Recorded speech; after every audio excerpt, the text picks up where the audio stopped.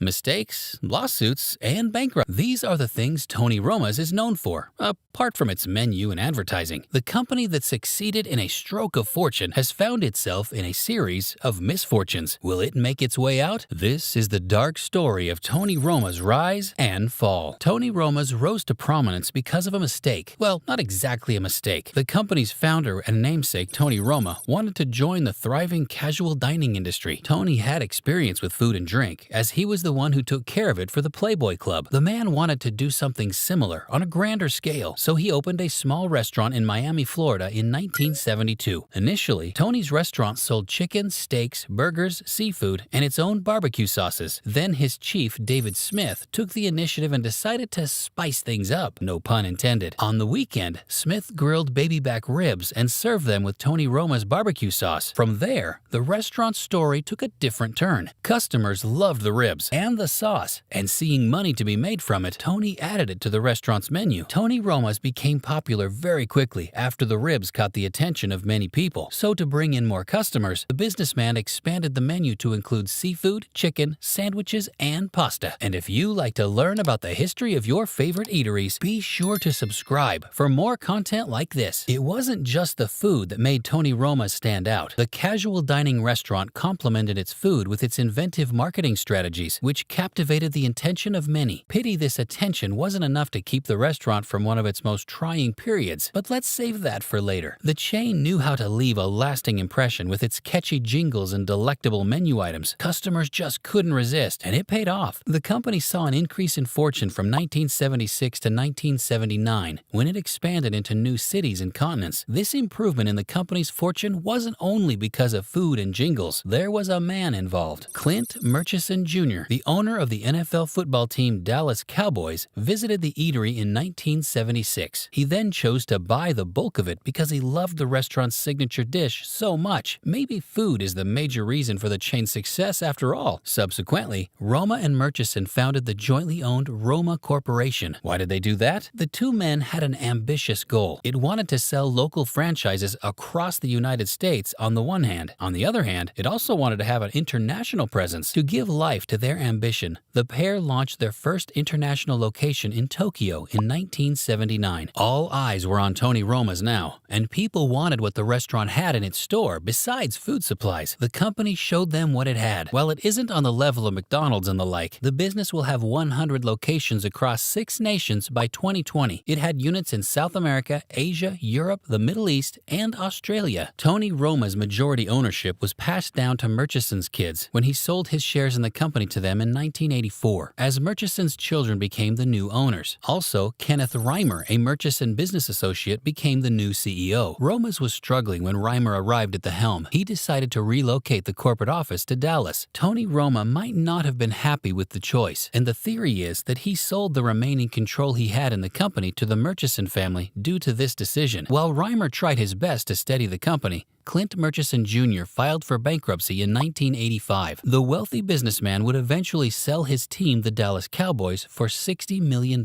Clint was a victim of his ambition, which caused him to stretch himself too thin. He owned over 140 businesses, and some of his investments in those businesses were loans he got with personal guarantees. So when he couldn't pay, his credits came for him, and the pressure led him to fall sick, and he later died in 1987. Unfortunately, his company was also showing disturbing signs, but nothing was too apparent yet. Under Reimer's leadership, the chain opened more locations, and the menu evolved to include fish. The menu also included salad, which the chain intended to use to make itself attractive to customers looking for healthier eating options. The newer locations the company opened and older restaurants it remodeled opted for a more modern feel to appeal to the younger customers. The chain grew to over 140 restaurants in 16 states and 4 continents by 1991. Everything seemed fine, and the company soon had 150 units. Due to its expansion, in 1993, National Pizza bought the chain. National Pizza had experience in the fast food industry, and not only was it Pizza Hut's most prominent franchise owner, but it also owned Skipper's, a seafood restaurant chain. The new Tony Roma's owner began to stamp its authority on the chain. Notwithstanding Reimer's effort to steady the company, National Pizza changed Roma's leadership. With this, Reimer left, and National Pizza continued diversifying its holdings. This prompted it to create a new name, NPC International. In 1998, 2008, NPC obtained over $110 million